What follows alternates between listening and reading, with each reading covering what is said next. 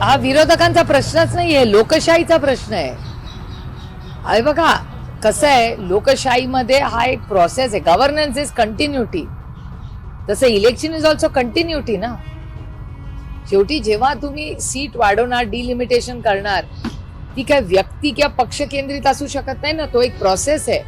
मग त्या प्रोसेसमध्ये जर आम्हाला सांगितलेली एक गोष्ट आणि ती बिलातच नसेल तर मग म्हणजे मग हे डिलिमिटेशनचं प्रोसेसची जबाबदारी कोण घेणार आणि त्याच्यात पारदर्शकता राहील. आणि बोललोय ना आधी, आसाममध्ये तसं झालं. पुण्याचं म्हणून मी तुम्हाला म्हणले, ही तर लोकसभा विधानसभा मोठी गोष्ट आहे. पुण्याच्या कॉर्पोरेशन, मुंबई कॉर्पोरेशन, वॉर्ड रचनेबद्दल किती कंप्लेंट्स लोकांनी केला, कुणाला न्याय मिळाला. आणि अजित पवारांचा राष्ट्रवादी काँग्रेस पक्ष गट त्यांनीच पहिलं आंदोलन केलं होतं पुण्यात. म्हणजे सत्तेमध्ये असलेल्या मित्र पक्षांनीच चॅलेंज केलं होतं.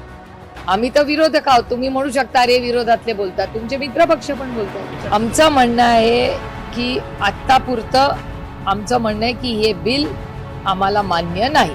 सिंपल.